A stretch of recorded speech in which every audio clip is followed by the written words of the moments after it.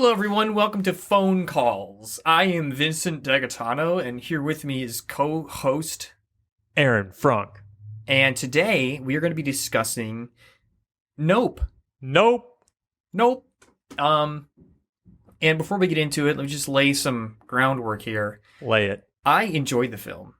I did not enjoy the film. Aaron hated the film, and he said Jordan Peele's an overrated director.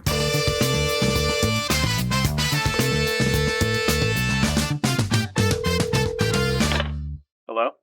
Well, no, I didn't say that. I actually like Jordan Peele a lot. You're putting words into my mouth. Okay, where to begin? Where do we start with this film? We start on the quote. The quote. Would you like to give us the first reading? First of all, hold on. Let's say spoilers, obvious spoilers for anybody who hasn't seen the film yet. Go out and see it or don't see it. But we are going to be discussing it in detail. This film, if you're listening to this podcast right now, this episode has been sitting out in the sun for 3 days.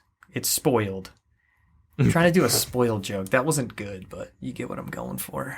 So let's start with the opening quote. And I quote, "I will cast abominable filth upon you, make you vile, read and it make more read it more like a priest in church. I will cast abominable filth upon you, make you vile, and make you a spectacle." And what do you think of that? And that was pretty good. That was Nahum 3:6. Nahum? I'm not sure how to pronounce it. I don't know. And I believe the Old Testament is where that derives. That sounded like a vengeful God to me. And if I may, Aaron, I did a little digging into the quote, and apparently it is in reference to the Assyrian capital city of Nineveh. Okay. Nineveh, something like that. And it was your, typical city of sin, like a Pompeii or a Vegas or maybe even a Los Angeles. And so God asked Jonah to go to the city and tell them how naughty they were being. And Jonah said, "Are you crazy? They're going to kill me if I do that." And so Jonah tried to escape, and then God had a big fish swallow him up. You know Jonah and the whale? Got him. Yep, Got him. I know. And then so the big whale spit Jonah up on the shore. And Jonah went into the city and said to them, "You are being... You've been bad boys. You are being very naughty. Naughty people." And the Ninevites repented, and they said, "You're right." And they fasted, and they wore sackcloths, whatever. I don't know what that means, but they did it. And God was like... It's what God wanted them to do. And God was like, "All right, fine." Oh, just think, Vinny, the guys in the cities holding the big signs telling us we're all going to hell, they're just like Jonah. Mm-hmm. They are sent by the Lord. There is a guy in Los Angeles, and I feel like I've talked about him before, the man who is holding the cross and he stands in the cross walks. Mm-hmm. He's doing a layered bit there. And he jumps around and he dances around. Is he listening to music? He does have headphones on. Oh, dude, he's just having a good time. Yeah. And he's positive, right? He's like, God is good. Yeah, it's just like, I think it says Jesus saves on the cross. We could use a little more of that. Yeah.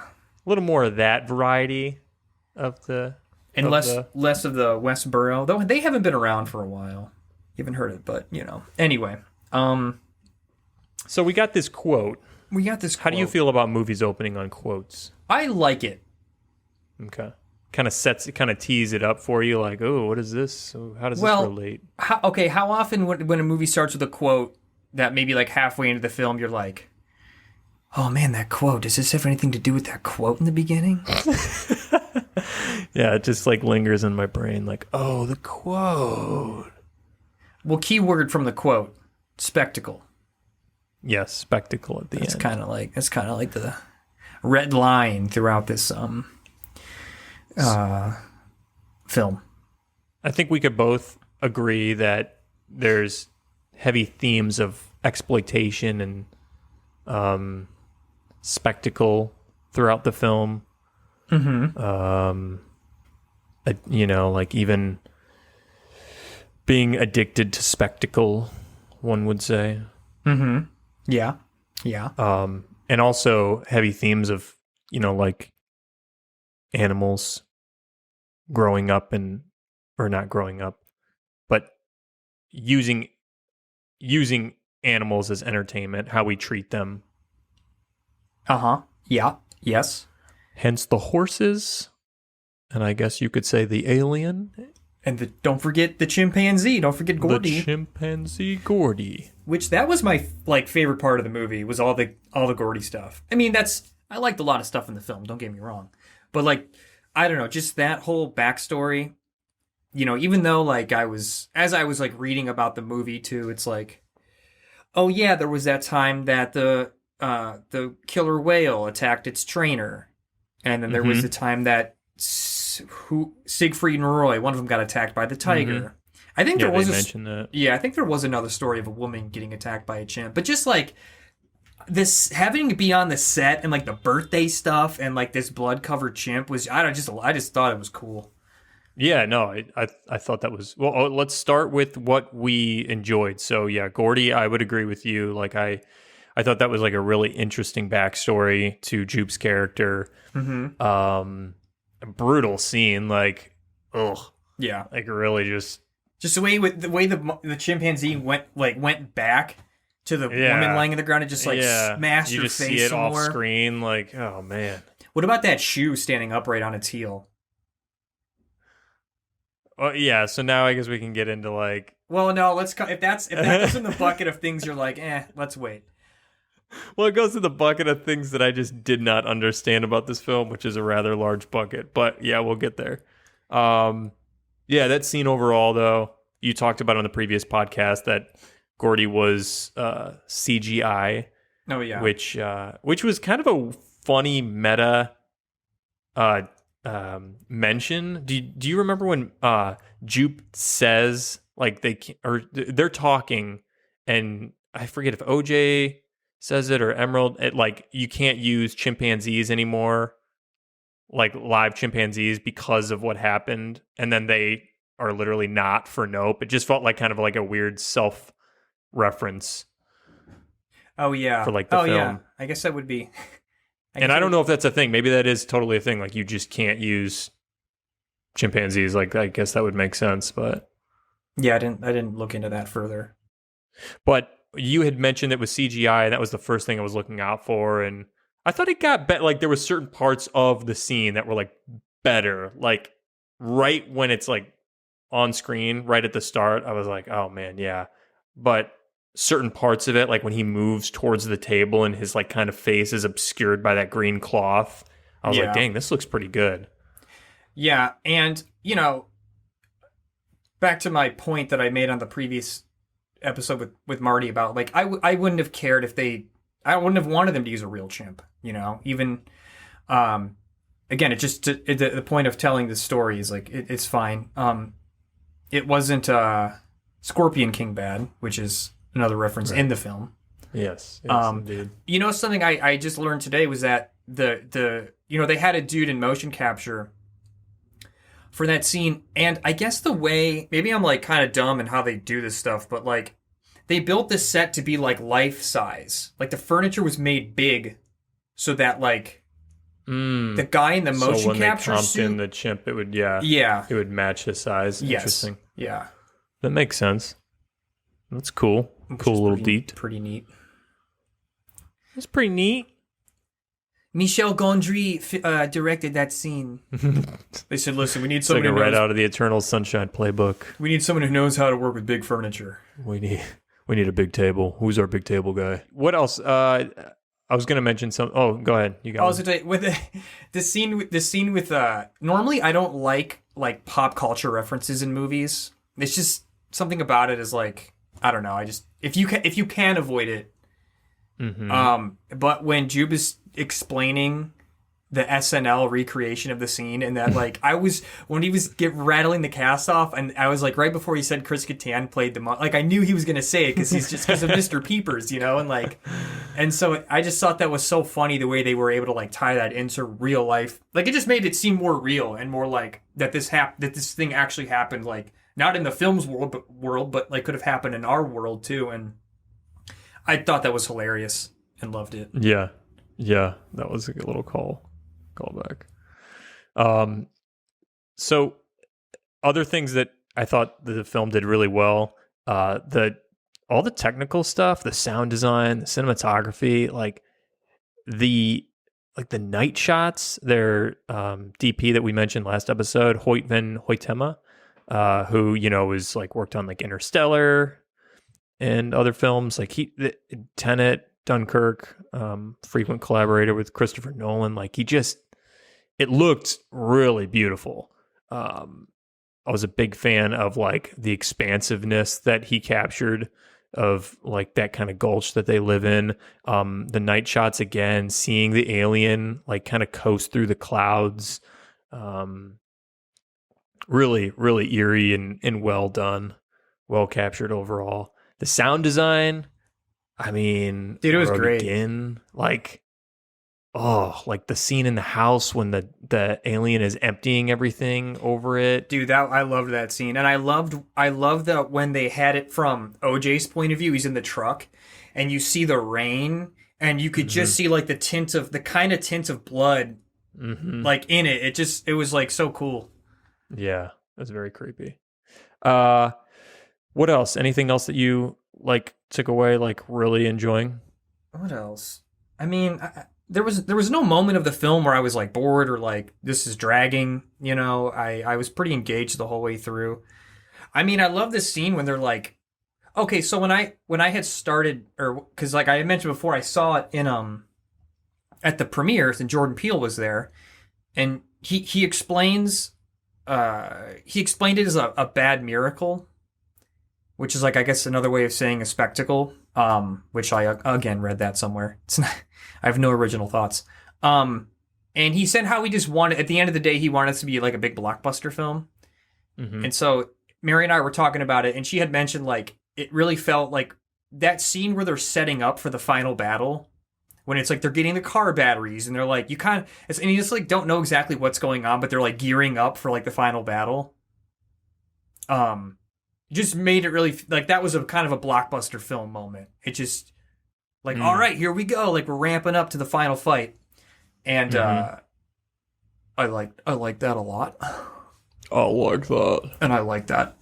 It's like, yeah, here we go. Cause it's cool. Cause you don't quite know what they're going to do. You know, it's like, I still don't know what they did, but what do you mean? Well, could we, do you want to wait to get there? Wait to get in there. Okay. What else? I liked, I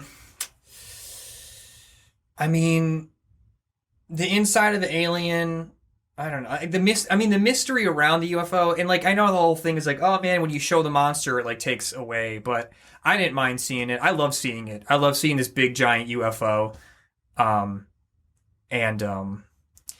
at the end when like it expands and it's this like whole other weird looking creature, like I just was like, yep, show me the whole thing. Like I don't care. This is great. Yeah, I didn't mind that either. I have some qualms with the design of the alien, but I didn't mind seeing it throughout the film. In fact, I thought some of the best shots and scenes in the film were like when it like gets up really close. I mean, that the one that comes to mind is when OJ is at Jupe's like little arena where he does his performances, and the thing like swoops down like super close, and like it all gets dark and hazy, like and cloudy around him from all the dust kicking up. Like I was just like, I don't even know how they did it. You know, I was very, very mystified, and I thought like, yes, like you earned the right to show like the alien in all its glory. And it looks good too. It's not that it wasn't even ever anything. I know it was like a super complex design, but it never was something where I was like, oh, that's so fake. Like I actually thought they did it really well, even when it was up close. Did you immediately make the comparison between the shape of the design and Jupe's hat? that it looked like a cowboy hat? No. I think the first time they showed it and the next time they showed Jupe, it's like, I mean, it was like they made it look like a cowboy hat. Interesting. Okay, like the way it was unfolding. No, just like just not even the unfolded part, but like kind of like if you were looking at the hat from underneath, and you're just the shape of the brim. Oh, I see. You know, which I feel like there's some obvious connection, but like as far as can we move into that, like the themes, the connections, the hidden details? Yeah. Because Jordan Peele is obviously a big fan of planting those in his movies. I should also just go off on a little tangent here and say like how huge of a fan I am of Get Out. Like I thought Get Out was just like, it's way up there for me in films, but obviously like thriller, horror, whatever that's considered. I just think it's incredible. And Us. I didn't see Us. Oh, you didn't? No. Thought, man, from the trailer was like, oh, I'm all about it. And then I saw it and I was like, this just feels kind of convoluted and didn't really get me. And or then, maybe you didn't get it, dude. That's maybe because you. That's my concern. That's my concern for Nope as well. I feel like I'm going to say all this and then maybe I'll see it again because I have only seen it once. I will admit. So same. Take all of my feelings with a grain of salt. But Someone listening to this right now is like, these guys are doing a review on the film and they've seen it one time. Okay, done. I'm not listening. Not valid. Not valid until you see it at least 3 times. Then you can catch all the nuance. What'd you think really quick, what'd you think of the, how many people were in your theater? Did you have a packed theater? No, like I had like 4 other people. Really? Me and my father-in-law and like a handful. Well, dude, I saw it at the premiere, so it was packed. Yeah. And I'm pretty sure the gaffers were there. I think the energy was probably pretty high in that room. That scene when he goes into the stable and you see the alien for the first time, like the kids dressed up as an alien. Yeah. That creeped me out. Were you like... Oh, it's when it like stood up, because the way it was framed is like you couldn't see it there, and then when it started to stand, it was like, oh, there's something there. Yeah. And then my father-in-law, when the one like ducked out from behind he was like, my father-in-law even goes, oh gosh.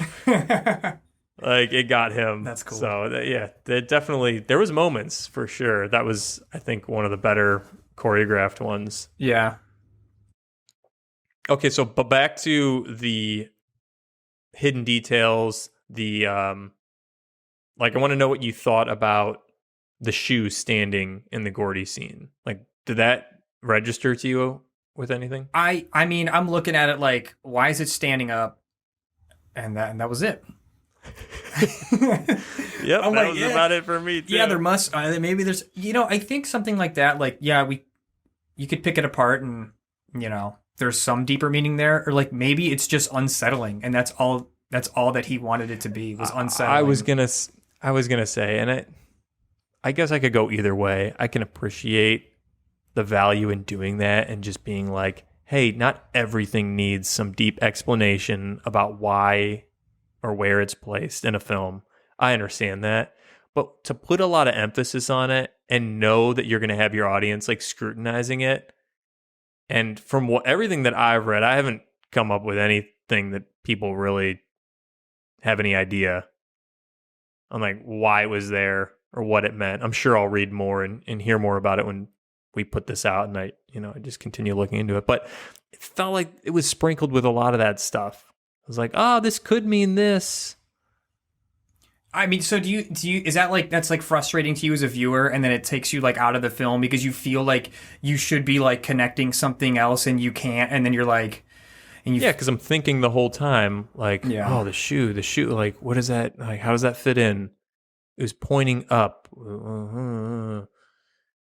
and I think it would take me out. Again, it's because the emphasis placed on it. I think if it was just like off frame in the shot, but it wasn't the focus of the shot, and it was just something like on a second or third viewing, you could be like, dude, did you see the shoe? Like, and it also was relative to something else in the story, like that I can appreciate. But it just kind of felt like he was like, look at this. Haha, you're gonna think about this for a long time. Good luck. It didn't. Yeah, that didn't bother me so much. But I mean, I can understand why. Because also when they show the shoe later in Jupe's little memorabilia room, it has the same. It's the same composition, or it's the same like orientation. And I don't know. Maybe there's something to that, or maybe not. Maybe not at all. Did you have other? I feel like you sounded like you would have other like little references that you were ready to go in on. I just read. Hold on, let me read this on Wikipedia and see if this goes anywhere because it's under the section themes and interpretations. I just want to say they talk about the shoe. When watching Gordy move about the wrecked set of Gordy's home, Park notices one of the co-stars' shoes inexplicably standing upright. As an adult, Park has the shoe on display in his room of Gordy's home mementos. Millman, along with Cooper Hood of Screen Rant, identify the mysteriously standing shoe as a possible example of a bad miracle, a label which OJ uses when he and Emerald learn that they are seemingly dealing with a UFO. Hood writes that the shoe standing up can be viewed as a bad miracle due to the unexplainable nature of the phenomenon and how it happened during a tragedy. It plays into the movie's theme of turning tragic events into a spectacle, as Ricky is profiting off the collectible despite the trauma of its circumstances. It makes sense to me, but a bad miracle? Does it fit? A shoe standing up? That just seems like a weird. I think a more appropriate term would be like a weird omen or like. Well, not an omen because it wouldn't be pointing to anything. It's just like, oh, how did that happen? Look at that crazy thing that happened. Yeah, but if it wasn't attached to the trauma, would you call it a miracle? But it's a bad miracle. No, that's what I'm talking about. But miracle does not fit. If it happened during good circumstances, would you be like, that shoe standing up, that's a miracle? Well, he's trying to redefine a miracle. But just by saying bad miracle. It's just like it's another way to try to like skew the term miracle. Yeah, you need to open your mind. I guess. You need to open up your mind, Aaron. I mean, did you make the like obvious connection between like and if you didn't make this connection, then you're an idiot because I just said it was obvious.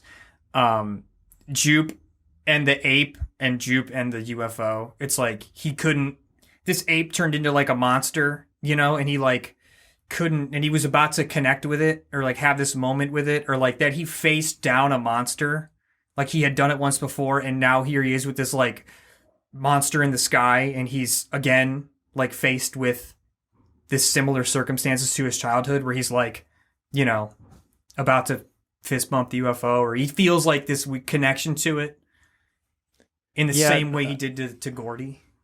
I think that Jupe, like the whole Gordy backstory, Jupe's whole backstory, I didn't feel like fit within the film. Really? To your point, yeah. I thought they were two different films. Like, I thought they were, like, Jupe's backstory was, like, okay, it was interesting on its own. I did not see the tie-in to what he was doing. Okay, so to your point, yes, maybe, like, he's trying to, like, cross that, like, animalistic barrier by being like, oh, I'm a friend, like, I can either tame or respect these boundaries. Like, okay, maybe. It did not make sense to me that this dude lived through an incredibly traumatic experience and then he goes and makes a shrine to it to make money off of it. I mean, that just sounds like someone like dealing with their trauma in like a way. I mean, that to me is not too like wild of an interpretation of someone dealing with their trauma.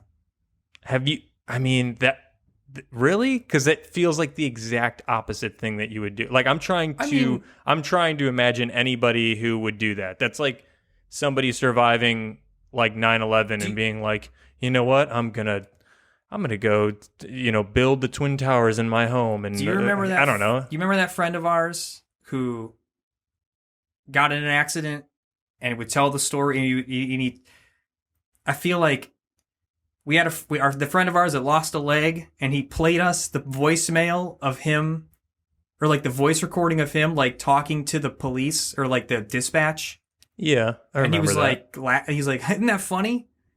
That sounds like someone dealing with trauma in a similar way, where it's like he literally made a spectacle out of this tragedy that happened to him. Where he goes, listen to this. I wouldn't call it a spectacle. I think that's Well, and also like I would. I just don't think that it's like very comparable. Like, okay, sure, it was like a near-death experience for him, but I don't think I would call playing a voicemail of your 911 call like a spectacle. And also maybe some people aren't like triggered by like PTSD wise of things as they happen. People, I'm not saying you can't recount something tragic that happened to you, like, or a near-death experience. Like, sure, people do that all the time. Oh my gosh, listen to this. This is what happened. But that's not the same as being like, I'm going to open this amusement park and I'm going to have a whole hidden museum where I let people come and like sleep here because they're obsessed with Gordy and the story. And then meanwhile, like the other thing that doesn't add up, he doesn't even want to talk about the actual event. Well, yeah, he does all he this masks it. Yeah, that's yes. What? You act like I'm making a point. Yeah, that's how he's dealing with his trauma. He's not dealing with it, and he's not dealing with it by like turning it into a spectacle. I just don't see the connection there. I think that what you're saying is he absolutely is. So, you're saying really, he's not dealing with it by like making his life around it? He's not dealing with it in a healthy way. He seemed perfectly fine. What do you mean? There's lots of functioning alcoholics in the world. There's lots of people that seem perfectly fine but are tormented inside. But then show it, Vinny. That it doesn't. You're just making assumptions now. You can't say that he was tormented if the movie doesn't show that he was tormented. I mean, well, then I guess that's the interpretation then that we have about his character, is that I see the way he like skirts around, like even when in his retelling of the story, he can't retell it except through the lens of the SNL sketch. Yeah. That's him not dealing with it. And that's, to me, says, well, he must be tormented inside over this. And then they cut to that. And then they cut to, while he's telling his story, they cut to like his face as a child, covered in blood, scared. It's like, that's how he feels inside. But he's telling this like, and then Chris Kattan did the monkey. Yeah. I don't see the connection to then having literally everything, newspaper articles about it.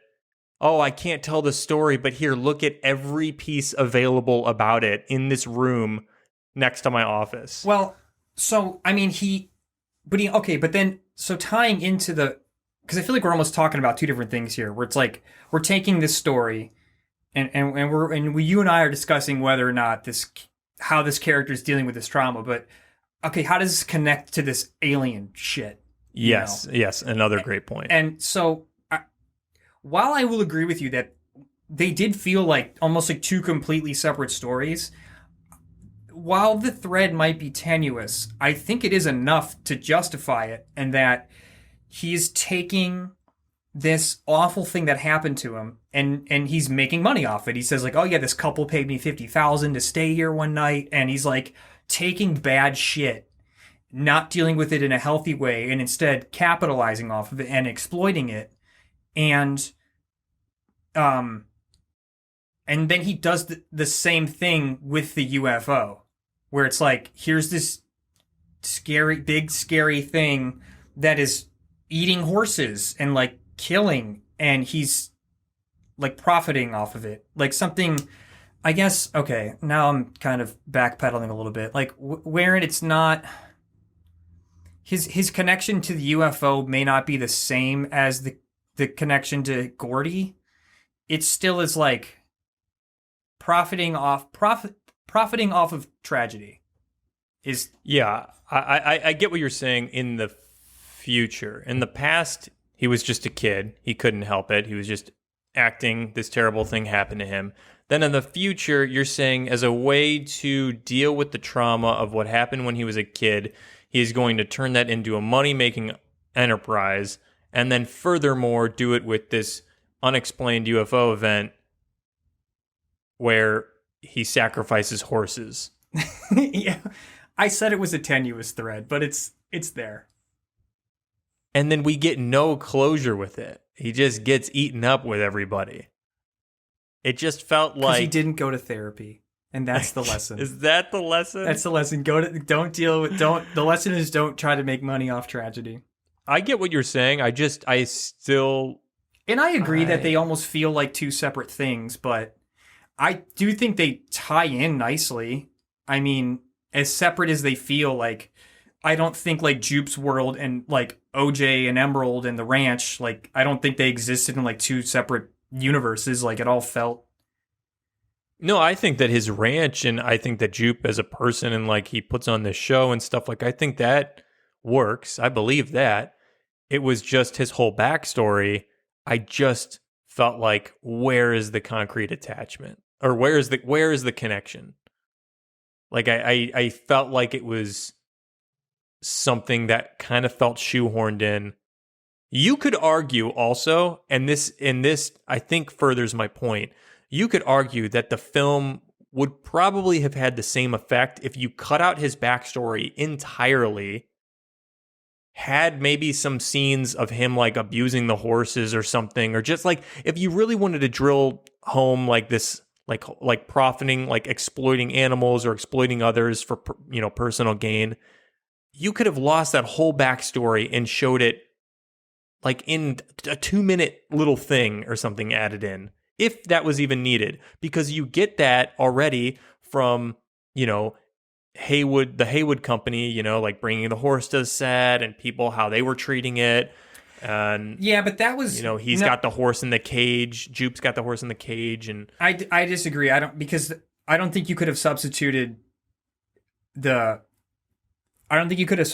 Gordy with like, or you could have made your point about exploiting animals with like the Haywood farm, because it seemed like they took care of their horses. I'm not saying with Haywood. I'm saying you do it with Jupe's. You do it with Jupe in with his nowadays. Oh, okay. You would just add something super small. I mean, it's already kind of there. You see that he's doing something not right with these horses. Yeah, but then you don't get a blood-covered chimp on a birthday hat. And that's a cool visual that will stick with the audience's mind forever. I got this cool thing, and it's gonna go in my movie. Oh, well, shit. Care. Hey, you know what I did read is that Jordan Peele had a dream. Did you read this? No. He had a dream like years ago. I don't know how long ago, but it emphasized years. He had a dream about a chimpanzee like killing or just fucking up a bunch of people like on somewhere, and then it came and hugged him. Oh, so it's like. And he tweeted about it. Like, it's not someone like pulling something and then connecting it. Like, he tweeted like, I had this dream, and I think it pretty much like inspired that sequence for the film. Interesting.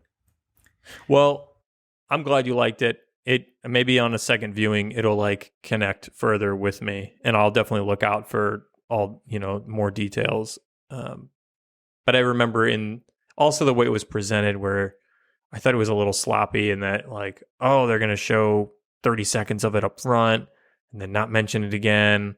And then we get it like later in the movie, and then it's its own chapter. He did the Tarantino chapter thing, which I also thought was like a little like. I kind of don't like that. I know. I was like, really? Like, and then he's like, oh, I'm going to name it after the horses. And I felt like, yeah, whatever. Part of me, I don't know. Like, it's just a nitpick. Like, even in Everything Everywhere, like the way they. I don't know, for some reason it's just like, to me it's like, I don't know, I wouldn't do it. Yeah. So no one else should ever. I'm gonna bucket my movie. Yeah. It seems lazy to me. It seems like a lazy writing. Seems like a really cheap way to organize your script. Something else that this one I think will definitely be contentious between you and I, but I wasn't a big fan of the characters. I thought Emerald as a character was annoying, not funny. And I thought Daniel Kaluuya's character was like, he was fine, but he's just kind of boring. He just had like the persona of like a 75-year-old man. He's just like slow and just kind of like, and I just was not compelled by, I thought they were pretty flat characters. And aside from the tiny bit of backstory we got about, Emerald wanting to be seen by her father and taken under his wing and, given a horse. And then it went to OJ instead. Besides that small little snippet, I felt like there was nothing else about their relationship that I gleaned that was like important. I felt like big events that happened to them, especially in the beginning when his father dies, were just treated really strangely. Like his dad falls off the horse and then he's like just standing there before he like runs over. And then after he's like back at the ranch, it just feels like there was no grief. There's no sorrow. And has your dad ever died in front of you? No, I cannot say you don't that. know how you don't know. Maybe you would stand there for a moment. Maybe I would do that. Look, I'm not. This is this is a point where like I honestly won't fight you much on it. Like I did enjoy it. Like I didn't love it enough. I'm not as like far the other way to like be like, no, it was the best performance ever, and like it was the heart of the film. I thought their performances, for the record, were good. I just thought that the characters were like not written that well. Yeah. Why? Well, why not? I guess, or like what? I just thought they had no backstory. I didn't have any reason to care about them. I didn't feel like they had any endearing qualities, anything that was like made me interested in them or their journey. Yeah, I guess I mean, I definitely felt like I didn't feel that about OJ's character. Maybe Kiki, like at first, and even like who's the other dude, the who plays the Fry's electronics dude? Brandon Perea, Angel. Yeah. Some of them, I guess, some of the more like forced, or like some of the moments that were like, oh, these characters like comical and like quirky and goofy. I was just like, I don't know. Yeah, and I thought Brandon Perea was like, I think he's a good actor. I did not think he was right for this role. Like he feels like, as he was in the film, he feels to me kind of more like not like a gym bro, but like it didn't feel like he was like the dude that was like mining crypto out of his apartment and working at the electronics store and like knows about UFOs. Well, Aaron, as Jordan Peele is trying to shift your idea around what a miracle can be, he wants you to shift your idea around what a handsome guy can be. A physically fit, handsome actor can mine crypto. And I'm not saying he had to be like a nerdy. I just didn't feel. I don't know. I just didn't. You wanted him to be a nerdy, wafy, squirmy little worm character. I don't know what I wanted. All I know is when he's talking about like, oh, aliens are gonna come and put stuff up our butts, and like, it's just like, why is this not doing it for me? No, I'll agree with you there too. That like rant he had about like, it just seemed like, all right, copy and paste like, yeah, popular it feels culture. Like kind of hackneyed, right? Yeah, it did seem like I don't know. I can't put my finger on exactly why. Just to me, I was watching. I was like, I don't know. I wasn't like his performance, especially in that moment. I wasn't like compelled by, where it's like he really didn't sell it to me that like this is that guy. Okay, and then of the other characters, I wanted to bring up Michael Wincott, who I think is a brilliant actor who plays the cinematographer in it, Antlers. Yeah, Antlers Holst, and I just thought he was used so like that to me was a flat character. He was flat, and then his decision at the end to go and die made no friggin' sense. I was I didn't. What? I mean, I guess I can, just to be the other side, it's like this is a dude who's like, you see him watching that footage of like the tiger wrestling the snake. Yeah. And like, I'm on the same page. Like, this dude has put himself in positions where like he could die trying to do what he's doing, So putting himself in a position where like it's life or death is not new to him.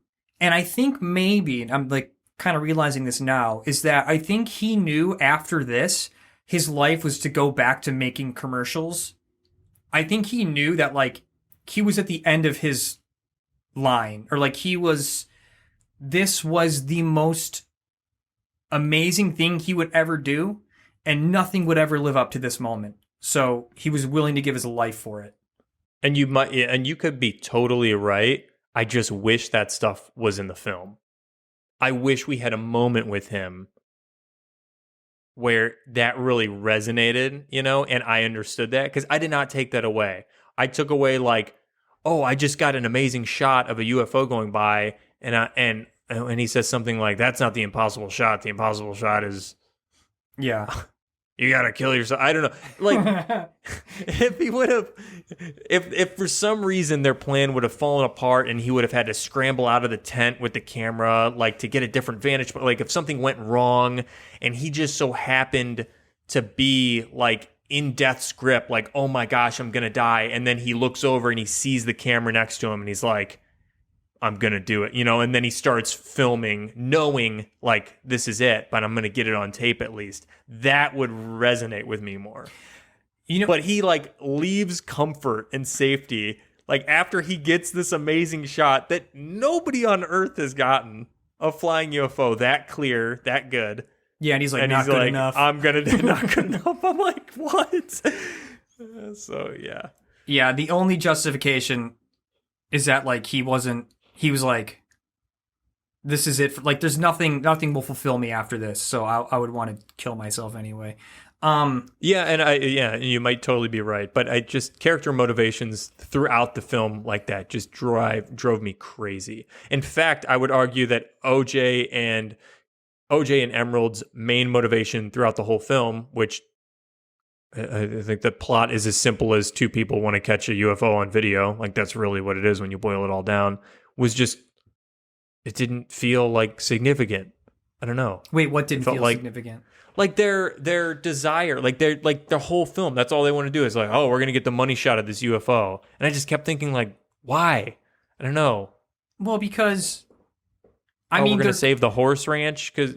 Okay, I think there's much to dissect here because it seems like OJ was kind of grappling with, do I want to continue this legacy of this farm?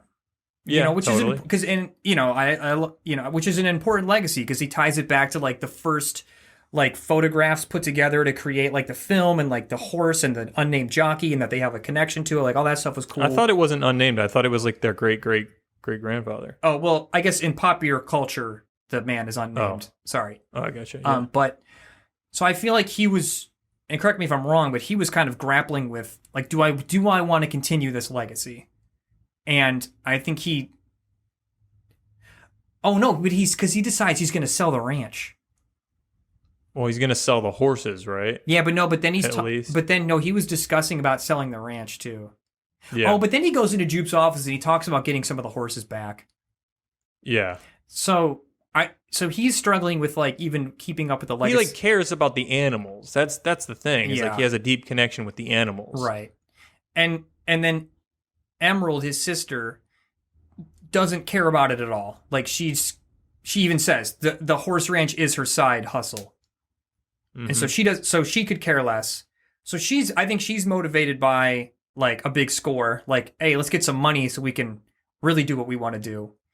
And I think OJ he's feeling like, I mean, the thing is like eating his horses. Like well, not yet, right? Oh, wait, what? Am I wrong? I'm trying to think of when everything went down, but Kiki wants money. OJ wants to show this thing who's boss. Okay. It's not going to come around his ranch. I mean, but I don't think it's too strange for like any characters like forced to reckon with this thing wouldn't like want to like get it on film. I mean, even I'm like, I think everyone thinks that like everyone like there's so much access to like great, to high quality cameras that like if there was a UFO, it's like, wouldn't you just want to get it on film just to finally prove to the world? Yeah, I understand the sentiment of again, it's like these feel like loose threads tying motivations together. Like it just. I disagree with you on that one. I don't know. I bought. I could understand that. I could understand that they need money, but it just to make the whole film like we gotta capture this. I don't know. Again, that's the whole spectacle thing. It's like trying to like it's just getting stuff on. film recording shit. No, you're right. When the aliens swooped down, that moment where the alien swoops down and almost gets OJ when he's on Jupe's ranch, and he's like, and he understands the UFO is alive, that the UFO is the thing. Did you get that right away? Where like, not really, not until I saw it. It's like when they showed it unfolding, or like ballooning up, or there was like a weird shot from, I'm trying to remember of it, like the skin rippling and then tightening around its like skeletal frame, and it was like, oh, that's not like a metal object. And that's, I think, when I realized. Yeah, but it was pretty late. I thought that was, I like that. That was cool. It was cool and creative. Yeah, I mean, of course. Yeah, can we talk about the creature? Yeah, I mean, so it's not. Of course, we think there are little green men inside of this thing, but this thing is the thing. This thing is the thing. It's not a ship. It is an otherworldly being that silently travels through the night. And all I could see at the end of it was a little gymnast girl twirling her plastic ribbony thing around. That's like, I just couldn't get that out of my head. With its weird red mouth. Yeah, you didn't like that? I respect. You didn't like that the originality, and this goes looked like a screen, looked like a fifth. Because remember, even in the beginning, I know that's the title sequences, because there's like that part where it's like zooming in through. There's like, it's like a square, it's like a box, and it's zooming in, and then you see the man on the horse, the jockey on the horse. Yeah. And then it's like, oh, and I looked at it as like, oh, that was through a projection, like some type of projection thing. I just thought it was like a weird, But then the weird thing's the alien's mouth. And it ties it all back in. Yeah, I know it. I don't even know what I'm saying right now. You didn't like its mouth. I didn't like it in general. I would have preferred if it stayed like UFO shape or like slightly like amorphous. I did not like when it unfolded into like all these like ribbony things. Look, I thought that was props neat. for going there. It's a big swing. It's like totally original. I haven't seen anything like it. I thought it was the least threatening, goofiest little thing I had seen, and I was like, really? You watch this thing dump gallons of blood, and you weren't threatened by it? Yeah, I think because at that point in the movie, it was like still like a UFO shape. There was some things left to the imagination, but then when it like unfolds and it looks like just all there is to it is like a bunch of fabric, I'm like, this is not, all it's going to take is a big balloon to kill this thing? Like, it's nothing. Big piece of plastic in the air. And so, yeah, it took all the thrill out of it for me. Yeah, it just was not threatened, and was not. That's just me, though. I can respect again that it was original, and I haven't seen anything like it. But it wasn't good. It wasn't good enough for you. Well, to like go through the whole film and have that be the entity that's like you're creeped out by, and like, oh my gosh, like this is what's causing all this trouble. Yeah. And then to see it revealed, it felt like a big letdown, just for me personally. Yeah. I was like, well, that didn't do it. To me, it added to the like mystique, or like the kind of the head scratchiness about it, where it's like, what is it? What is that now? Like, what's it like? I don't know. It to me, it added to the otherworldliness of it, and like the unsettling. If I can call back to the shoe, this like this visual that's like, you look at it and it's like, am I looking at this thing right? It doesn't resemble any living creature. Yeah, I don't know. I thought it was hear cool. that. And somebody on Letterboxd compared it to like watching Jaws, and then the final moment, it's like a cartoon shark that like pops out. Like, and that's kind of how I felt. It was like the payoff didn't deliver for me, but I see what you're saying. I mean, yeah, I'm definitely looking at the thing going like, what the fuck? Like, what is going on? And I guess I'll even admit, like, I even just said like, oh yeah, it was unsettling. And I mean, the shoe standing upright had me feel more like weird in my gut than looking at that thing's mouth. It was just like at a visceral level of like actually feeling like creeped out. The shoe was creepier than staring into the maw of this sky dancer alien. And that's what gets me is like that single shot of people being like eaten and like funneling up this gross canvasy mouth tube Yeah. was awesome. Yeah. I was like, this is disgusting and creepy and terrifying. And that's all I needed because it leaves so much to the imagination. It was like the way they shot it too. It was like so close and disorienting. It was like you were really trying to see like what were the details of like, oh, what is that? Is that the mouth of the throat, the stomach? Like what's going on? And that's what I liked. And so when it unfurled, I was like, oh, it's a grocery bag. See, I thought it's a Jewel Osco bag. I got several of those in my closet for cat poop. See, I thought when what the fuck's the actor's name? The Fry's Electronics dude. Angel. I thought when Angel got sucked up with the barbed wire, when he wrapped himself with barbed wire, I thought it tore it all to ribbons, and it unfolding was like, oh, he got it. Like they did it. Oh, did he actually get sucked up? I didn't realize. I thought he almost did. He almost did. But I thought like the thing swallowed barbed wire, and it's like, oh, that's really like, if that plastic horse fucked it up, like this barbed wire is really going to do some damage. Oh, interesting. Well, that would make more sense if that's the case. I again, maybe a second viewing would help. I think that had something to do with it unfurling, to reveal its other form, to, I don't know, clear its throat or whatever. But whatever you would, wherever its throat is. What about dissect this for me, Aaron Frank? Yeah, please. Think about like the rule of like if you look at it, it eats you. Think about the horse when that dude held the thing up to the horse.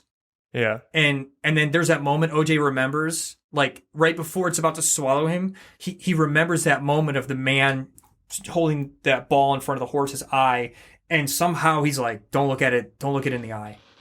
Yeah.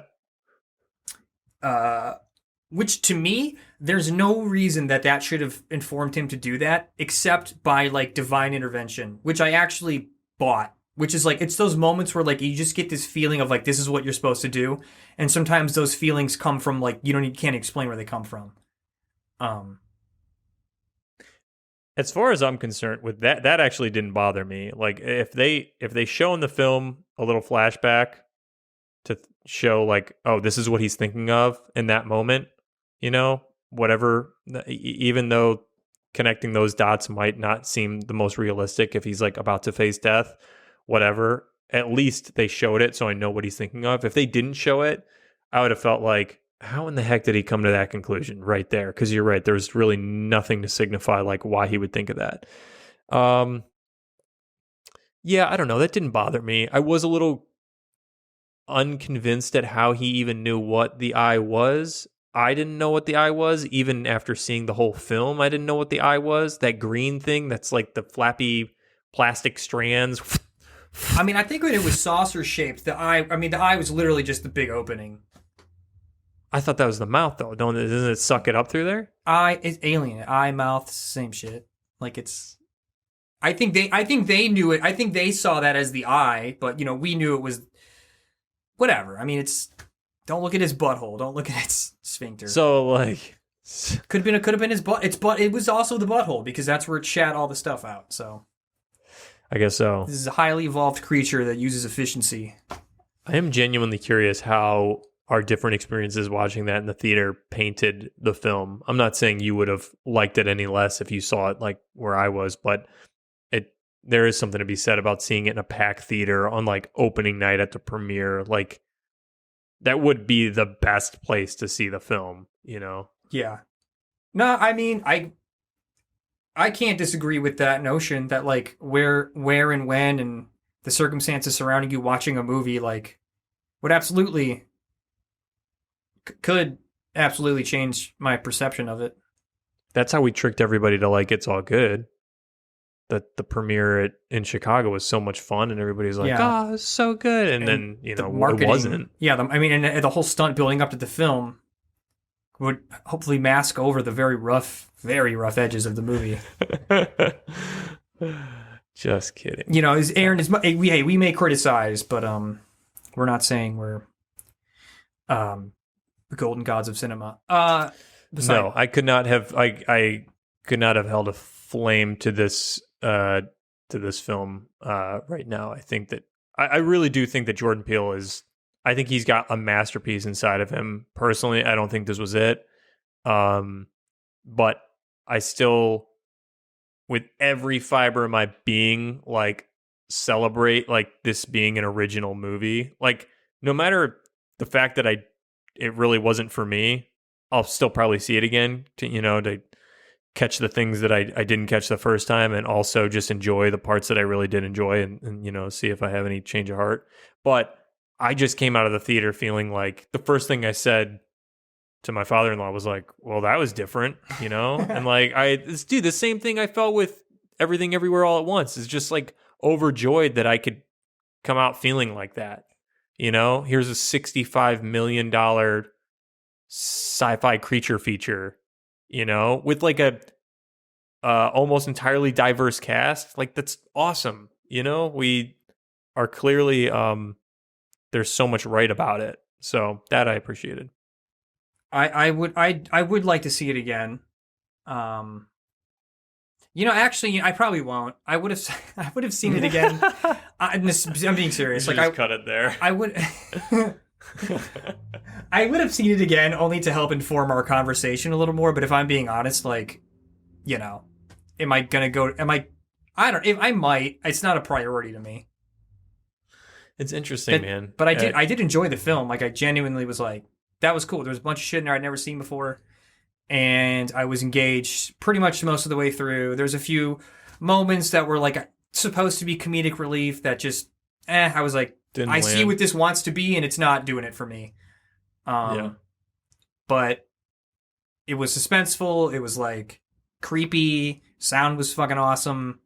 I loved that they just showed the whole. There was so much. There's so much that's great about this film. I can't wait to see what else he's got up his sleeves. He's obviously got unique ideas. I really do feel like Get Out was like incredible. I love it. Excited to see what else he does. Me too. Yeah, I'm excited too. No, I am. Is there any other burning thoughts that I want to say about the movie? Nope. That was a moment. Everyone laughed when he opens up the car door. Yeah, and it's over him, and he looks up, and he's like, "Nope," and everyone like that really got the biggest response in the theater. He said the line. It's the titular line. Yeah, I had the titular line in Star Wars. Well, everybody, this has been Vinny and Aaron's discussion of Jordan Peele's Nope after viewing once. After one viewing.